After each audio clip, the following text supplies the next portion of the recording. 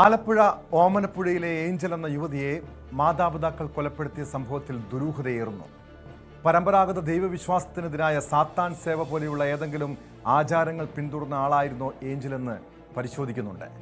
ഏഞ്ചലിന്റെ വീടിന്റെ ഭിത്തിയിൽ എഴുതിയ ഒരു വാക്യമാണ് സംശയം ബലപ്പെടുത്തുന്നത്. Moksha, freedom from birth and death, salvation. ജനന മരണങ്ങളിൽ നിന്നും പുനർജന്മത്തിൽ നിന്നുമുള്ള മോചനം, ആത്യന്തിക മുക്തി, ഇങ്ങനെ പലതും ഭിത്തിയിൽ എഴുതി വെച്ചിരുന്നു.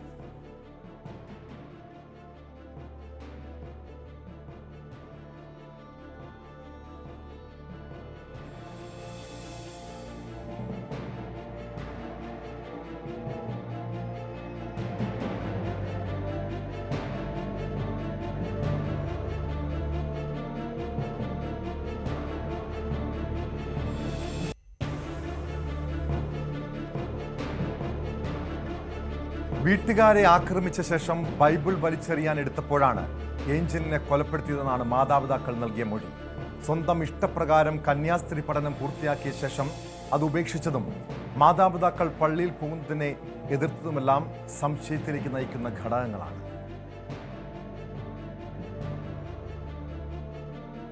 വിവരങ്ങളുമായി ആലപ്പുഴയിൽ നിന്ന് ശരണ്യ സ്നേഹജൻ ചേരുന്നുണ്ട്. ശരണ്യ, ഏഞ്ചലിന്റെ കൊലപാതകവുമായി ബന്ധപ്പെട്ട് ഓരോ ദിവസങ്ങളിലും പുറത്തു വരുന്ന വിവരങ്ങൾ പല ദുരൂഹതകളിലേക്കും വിരൽ ചൂണ്ടുന്നതാണ്. തുടക്കത്തിൽ അതൊരു ആത്മഹത്യയാണെന്ന് വരുത്തി തീർക്കാനുള്ള ശ്രമം, പിന്നീട് പിതാവ് കൃത്യമായും, അതായത് ജോസ്മോൻ പോലീസിന് മുൻപാകെ മൊഴി നൽകുന്നു, കൊലപ്പെടുത്തിയതാണെന്ന് പറയുന്നു. അതിനുശേഷം അമ്മയും ഈ കൊലപാതകത്തിൽ അമ്മയ്ക്കും പങ്കുണ്ടെന്ന വിവരം പുറത്തു വരുന്നു. പക്ഷെ ഏറ്റവും ഒടുവിൽ ശരണ്യ ഇന്ന് രാവിലെ റിപ്പോർട്ട് ചെയ്തേറെ നടുക്കമുണ്ടാക്കുന്ന ചില കാര്യങ്ങളാണ്. എന്തിനാണ് ഏഞ്ചൽ ആ രാത്രിയിൽ പുറത്തുപോയത്? ആരെ കാണാനാണ്? ഈ കൊലപാതകത്തിൽ സാത്താൻ സേവ പോലെയുള്ള ഏതെങ്കിലും സംവിധാനങ്ങൾക്ക് ബന്ധമുണ്ടോ? അല്ലെങ്കിൽ അത്തരം ഈ സാത്താൻ സേവയൊക്കെ പിന്തുടർന്ന വ്യക്തിയായിരുന്നോ ഏഞ്ചൽ? ഇക്കാര്യങ്ങളൊക്കെ പരിശോധിക്കേണ്ടതാണ്. നിലവിൽ ആ വീടിൻ്റെ ഭിത്തിയിൽ ഏഞ്ചലിൻ്റെ മുറിയിൽ എഴുതി വെച്ചിരുന്ന ചില വാചകങ്ങളിലേക്കാണ് ഇപ്പോൾ പോലീസും വിരൽ ചൂണ്ടുന്നത്. എന്താണ് പോലീസിന്റെ അന്വേഷണത്തിൽ ഈ കേസുമായി ബന്ധപ്പെട്ട് വ്യക്തമായ കണ്ടെത്തലുകൾ?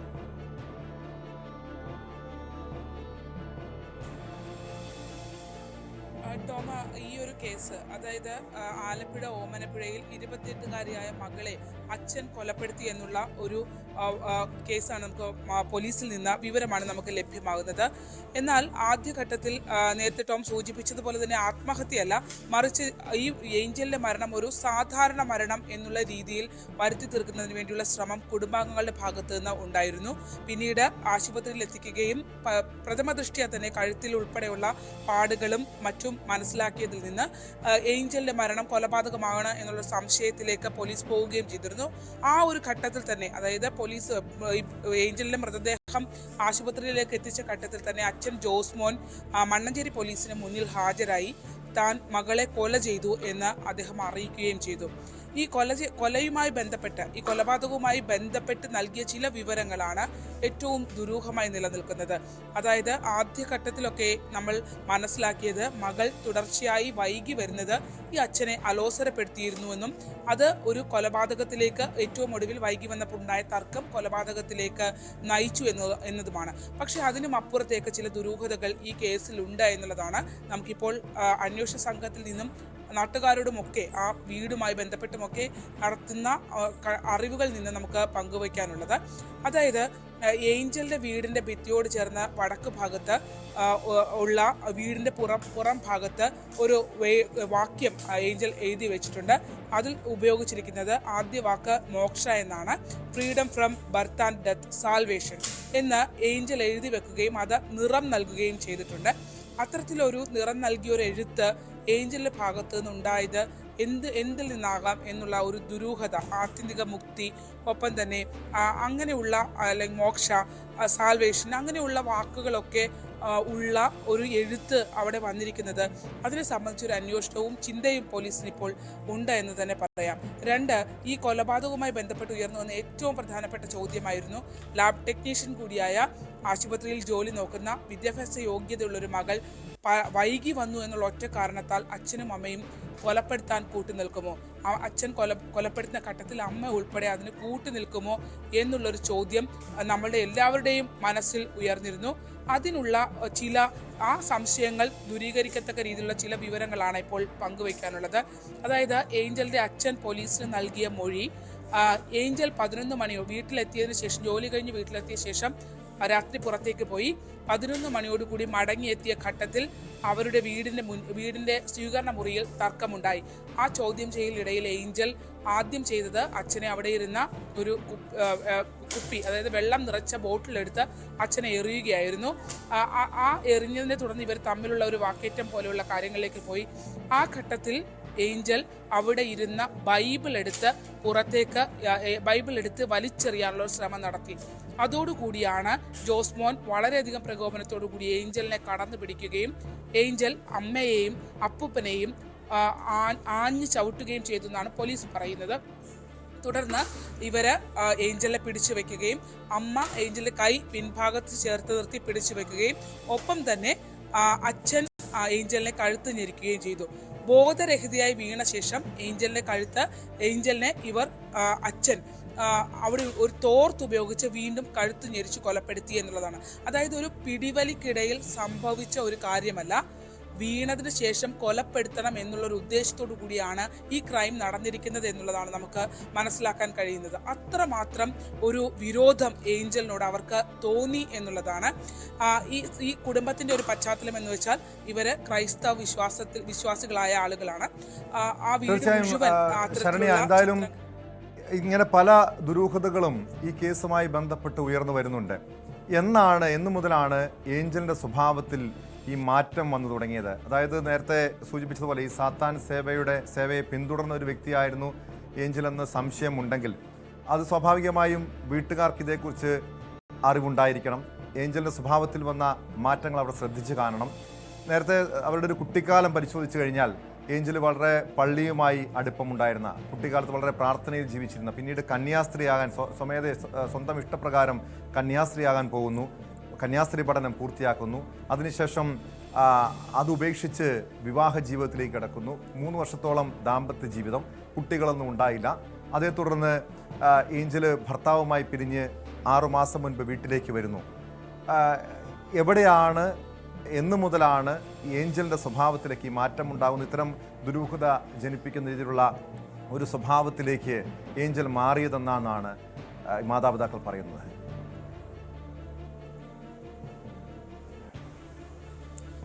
ഈ കന്യാസ്ത്രീ പഠനം കഴിഞ്ഞു വരുന്ന ഘട്ടത്തിൽ നമ്മൾ അയൽവാസികളോട് സംസാരിച്ചപ്പോൾ അവർ പറഞ്ഞത്, ഈ ടോം നേരത്തെ സൂചിപ്പിച്ച കാര്യം വളരെ കറക്റ്റാണ്. അതായത് ഈ കുടുംബം അവരുടെ വിശ്വാസങ്ങളുമായി ബന്ധപ്പെട്ട് വളരെയധികം അടുത്ത് നിൽക്കുന്ന ആളുകളാണ്.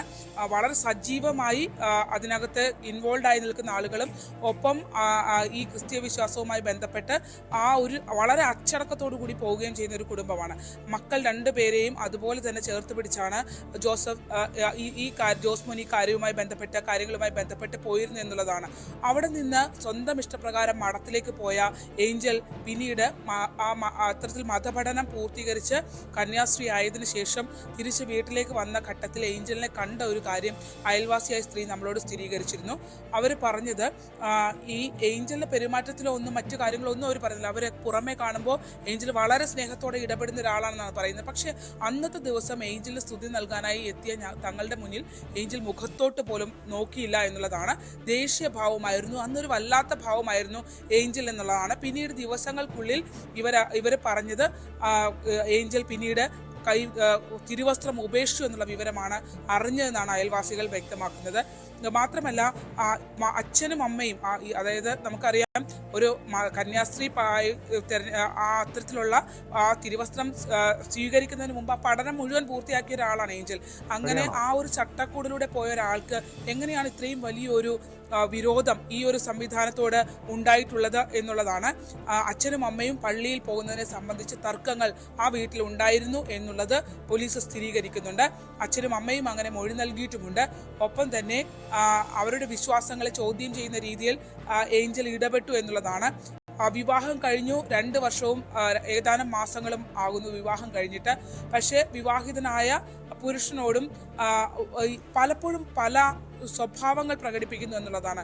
അത് ദേഷ്യമാണ് ഏറ്റവും പ്രധാനപ്പെട്ട കാര്യം എന്നാണ് വീട്ടുകാർ മൊഴി നൽകിയിട്ടുള്ളത്.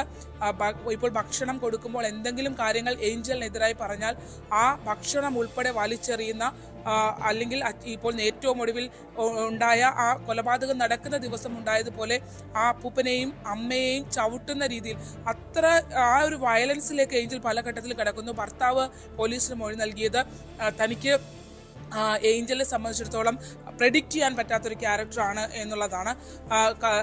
ഇവർ ഒരുമിച്ച് യാത്ര ചെയ്തിരുന്ന ഘട്ടത്തിൽ വാഹനം തുറന്ന് ഏഞ്ചൽ പുറത്തേക്ക് ഇറങ്ങിയപ്പോൾ മറ്റൊരാളുടെ വാഹനത്തിലേക്ക് തട്ടുന്നൊരു സാഹചര്യമുണ്ടായി. ആ ഘട്ടത്തിൽ കാറിലിരുന്ന് താൻ ഏഞ്ചലിനോട് അത് തിരുത്താൻ അപ്പോൾ ശ്രമിച്ചില്ല. കാരണം ഏഞ്ചൽ എങ്ങനെ പ്രതികരിക്കുമെന്ന് അറിയില്ലായിരുന്നു. വീട്ടിലെത്തിയപ്പോൾ താൻ ഇക്കാര്യം പറഞ്ഞ് ബോധ്യപ്പെടുത്താൻ ശ്രമിച്ചപ്പോൾ പറഞ്ഞത്, എനിക്കതിനകത്ത് പ്രശ്നമൊന്നുമില്ല, എന്തെങ്കിലും പ്രശ്നമുണ്ടായാൽ നിങ്ങളെ പോലീസ് കൊണ്ടുപോകും എന്നുള്ളൊരു മറുപടിയാണ്. അങ്ങനെ ഒരു ഞെട്ടിക്കുന്ന മറുപടിയാണ് ഏഞ്ചലിന്റെ ഭാഗത്ത് നിന്ന് ഉണ്ടായെന്നുള്ളതാണ്. അപ്പോൾ ഇവർക്ക് പോലും, അതായത് വീട്ടുകാരോട്, ഭർത്താവിനോട്, സ്വന്തം കുടുംബാംഗങ്ങളോട്, ഏറ്റവും അടുത്ത് നിൽക്കുന്ന ആളുകളോട് വളരെ ഇൻഡിഫറൻ്റായി പെരുമാറിയിരുന്ന ഒരാളാണ് ഏഞ്ചൽ എന്നുള്ളതാണ്. എന്നാൽ പുറത്തേക്ക് ഇറങ്ങുമ്പോൾ ഈ മതവിശ്വാസങ്ങളെയൊക്കെ വീടിനകത്ത് എതിർക്കുന്ന ഏഞ്ചൽ ഈ മതപരമായ ചടങ്ങുകൾക്ക് പോവുകയും ആളുകളോടൊക്കെ വളരെ സൗമ്യമായി പുറത്തുള്ള ആളുകളോടൊക്കെ ഇടപഴകുകയും ചെയ്തിരുന്നു എന്നുള്ളതാണ്. അത്തരം ഒരു രഹസ്യ സ്വഭാവം ഈ ക്യാരക്ടറിനകത്ത് ഉണ്ടായിരുന്നു. അതിന് മറ്റേതെങ്കിലും തരത്തിലുള്ള മാനസികമായ പ്രശ്നങ്ങളാണോ എന്നറിയില്ല. പക്ഷേ അതേസമയം ഈ കഴിഞ്ഞ കുറേ നാളുകളായി വീട്ടിൽ വന്ന് നിന്നതിന് ശേഷമുള്ള ഏഞ്ചലിന്റെ രാത്രികാല യാത്രകൾ വീട്ടുകാരെ വലിയ തോതിൽ അസ്വസ്ഥതപ്പെടുത്തിയിരുന്നു എന്നുള്ളതാണ്. ഇപ്പോഴും അന്വേഷണ സംഘം വ്യക്തമാക്കാത്തൊരു കാര്യമുണ്ട്, മരണപ്പെടുന്ന രാത്രി ഏഞ്ചൽ എവിടെയായിരുന്നു എന്നുള്ളത്. അതിന് നമ്മൾ ഈ അച്ഛനെ തെളിവെടുപ്പിന് കൊണ്ടുവന്നപ്പോൾ അദ്ദേഹവുമായി സംസാരിക്കാനുള്ള ഒരു അവസരം ലഭിച്ചിരുന്നു. അപ്പോൾ അദ്ദേഹം പറഞ്ഞൊരു വാചകമുണ്ട്, സ്ഥിരമായി രാത്രി പുറത്തു പോയി വൈകിയാണ് വരുന്നത് എന്നുള്ളതാണ്. ആ രാത്രികളിലെ യാത്രകൾ എവിടെയാണ്? മറ്റു ബന്ധങ്ങളില്ല എന്ന് പറയുന്നു, അധികം സൗഹൃദങ്ങളില്ല എന്ന് പറയുന്നു. അങ്ങനെ പോകുന്ന ആ പെൺകുട്ടി എവിടെയാണ് ചെന്നിരുന്നത്? ഇവരുടെ ഇത്ര പ്രകോപനം, കൊലപ്പെടുത്താൻ ബോധരഹിതയായി വീണ ഘട്ടത്തിലും വീണ് കഴിഞ്ഞു വീണ്ടും കൊലപ്പെടുത്താനാണ് ശ്രമിച്ചത് എന്നുള്ളതാണ്. അപ്പോൾ 15 വർഷമായി ഞങ്ങൾ സഹിച്ചു മടുത്തു എന്നുള്ള രീതിയിലാണ് അച്ഛനും അമ്മയും ഒരുപോലെ മൊഴി കൊടുത്തത്. അവർക്ക് ഏഞ്ചലിന്റെ കൊലപാതകവുമായി ബന്ധപ്പെട്ട് ഫേസ്ബുക്കിൽ വന്ന ഒരു പോസ്റ്റ് ഞാൻ വായിച്ചിരുന്നു. അതായത് പ്രായപൂർത്തിയായ ഒരു പെൺകുട്ടിക്ക്, അത് വിവാഹിതയാണെങ്കിൽ പോലും അല്ലെങ്കിൽ അവിവാഹിതയാണെങ്കിലും പ്രായപൂർത്തിയായ ഒരു പെൺകുട്ടിക്ക് എന്തുകൊണ്ട് പുറത്തു പോകാൻ, രാത്രിയിലാണെങ്കിലും പകലാണെങ്കിലും സ്വന്തം ഇഷ്ടപ്രകാരം പുറത്തു പോകാൻ കഴിയില്ല, അല്ലെങ്കിൽ അങ്ങനെ പുറത്തു പോയതിൻ്റെ പേരിൽ കൊലപ്പെടുത്തിയെങ്കിൽ അത് ഈ അച്ഛനെ അമ്മയാണ് പഠിക്കേണ്ടത്. സ്വാഭാവികമായിട്ട് അതൊരു മകളല്ല, ആരെയാണെങ്കിലും കൊലപ്പെടുത്തിയത് ഗുരുതരമായിട്ടുള്ള കുറ്റകൃത്യം തന്നെയാണ്.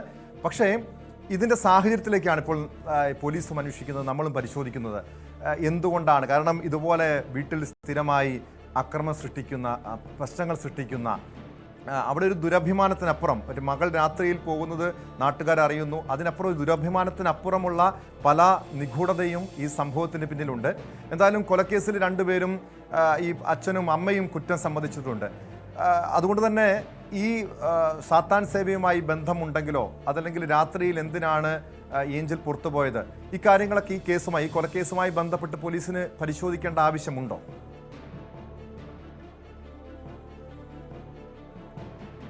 തീർച്ചയായിട്ടും ടോം, ഇതിനകത്ത് ടോം നേരത്തെ സൂചിപ്പിച്ചത് വളരെ പ്രധാനപ്പെട്ട കാര്യമാണ്. സോഷ്യൽ മീഡിയ അത് പല രീതിയിൽ ഈ കേസിനെ കൈകാര്യം ചെയ്യുന്നു എന്നുള്ളതാണ്.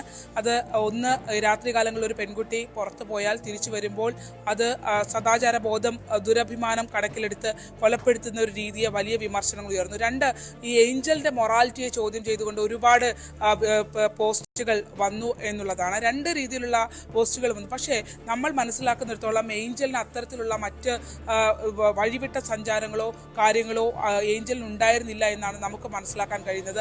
മറ്റ് രീതിയിലുള്ള മറ്റ് ബന്ധങ്ങളോ അതിൻ്റെ ഭാഗമായി ഏഞ്ചൽ പുറത്തു പോവുകയോ അങ്ങനെയൊന്നും ചെയ്യുന്നതായല്ല നമുക്ക് മനസ്സിലാക്കാൻ കഴിഞ്ഞിട്ടുള്ളത്. പക്ഷേ ഈ പെൺകുട്ടിയുടെ പോക്കിൽ ദുരൂഹതയുണ്ട്, തിരിച്ച് വൈകി വരുന്നതിൽ ദുരൂഹതയുണ്ട്. അത്തരം കാര്യങ്ങൾ, മരണപ്പെട്ട അല്ലെങ്കിൽ കൊല്ലപ്പെടുന്ന ദിവസവും ഏഞ്ചൽ പോയിട്ട് എഴുതിയിട്ടുണ്ട് എന്നുള്ളതാണ്. ഈ ഭിത്തിയിൽ എഴുതിയിരിക്കുന്ന വാചകങ്ങൾ, ഒപ്പം തന്നെ മരണപ്പെട്ട ദിവസം ഏഞ്ചൽ എവിടെ ആയിരുന്നു എന്ന്, അതായത് വീട്ടിൽ വന്നതിന് ശേഷം തിരിച്ചു പോയി വീട്ടിലേക്ക് വന്ന ഏഞ്ചൽ എവിടെയായിരുന്നു എന്നുള്ള കണ്ടെത്താനുള്ള ഒരു ഉത്തരവാദിത്തം പോലീസിന്റെ ഭാഗത്തു നിന്നുണ്ട്. കാരണം ഇപ്പോൾ നിലവിൽ അവർ ആ കേസ് വന്നിരിക്കുന്നത് തന്നെ കൊലപാതകം നടന്നിരിക്കുന്നു, പ്രതി കുറ്റം സമ്മതിച്ചിരിക്കുന്നു. അവിടെ നിന്ന് ഒതുങ്ങാതെ ഇതിനകത്ത് ചില കാര്യങ്ങൾ ഇപ്പോഴും ഹൈഡ് ചെയ്യപ്പെടുന്നുണ്ടോ എന്നുള്ളത് യാഥാർത്ഥ്യമാണ്. കാരണം ഈ പെൺകുട്ടി രാത്രി എവിടെയായിരുന്നു പോയത്? ഏഞ്ചൽ പോലെ, അതായത് ഇത്രയധികം സഭയുമായി ചേർന്ന് നിന്ന് അവിടെ സ്വന്തം ഇഷ്ടപ്രകാരം കന്യാസ്ത്രീ പഠനത്തിനടക്കം പോയി, പിന്നീട് അത് പഠനം പൂർത്തിയാക്കിയ ശേഷം പിന്നീട് മറ്റെന്തൊക്കെയോ കാരണങ്ങൾ കൊണ്ട് ഏഞ്ചൽ അത് ഉപേക്ഷിച്ചു. പക്ഷെ അങ്ങനെ ഉപേക്ഷിച്ച ഏഞ്ചലും ഈ ഒരു ബൈബിൾ അവർ ഏറ്റവും അധികം വിശ്വസിക്കുകയും സൂക്ഷിക്കുകയും ചെയ്യുന്ന, വിശുദ്ധമായി കാണുകയും ചെയ്യുന്ന ആ പുസ്തകം എടുത്ത് എറിയത്തക്ക രീതിയിൽ ഉള്ളൊരു പ്രകോപനം, പ്രത്യേകിച്ച് ഇങ്ങനെയുള്ള വാചകങ്ങൾ എഴുതിയിടുക, അതൊക്കെ അന്വേഷണ സംഘം പരിശോധിക്കേണ്ടതിരിക്കുന്നു. ആ ഒരു ഘട്ടത്തിലേക്ക്, ആ ഒരു പരിശോധനയിലേക്കും അവർ കടക്കുമെന്ന് തന്നെയാണ് നമുക്ക് കരുതാൻ കഴിഞ്ഞിട്ടുള്ളത്. മറ്റേതോ മതവിശ്വാസങ്ങളാണ് അല്ലെങ്കിൽ മറ്റേതോ വഴിയിലൂടെയാണ് ഏഞ്ചൽ സഞ്ചരിച്ചിരുന്നെന്നുള്ള സൂചന നൽകുന്ന വിവരങ്ങളാണ് ഇപ്പോൾ ലഭ്യമായിക്കൊണ്ടിരിക്കുന്നത്. യെസ്, വ്യക്തമാണ്. ആലപ്പുഴയിൽ നിന്ന് ശരണ്യ സ്നേഹജനാണ് വിവരങ്ങൾ നൽകിയത്. ആലപ്പുഴ ഓമനപ്പുഴയിലെ ഏഞ്ചൽ എന്ന യുവതിയുടെ കൊലക്കേസുമായി ബന്ധപ്പെട്ടാണ് ഇത്തരം ദുരൂഹത ജനിപ്പിക്കുന്ന പല സംഭവങ്ങളും പുറത്തുവരുന്നത്. പോലീസ് അതിലേക്കും ഏഞ്ചലിൻ്റെ യാത്രകളിലേക്കും അന്വേഷണം നടത്തുന്നുണ്ട്.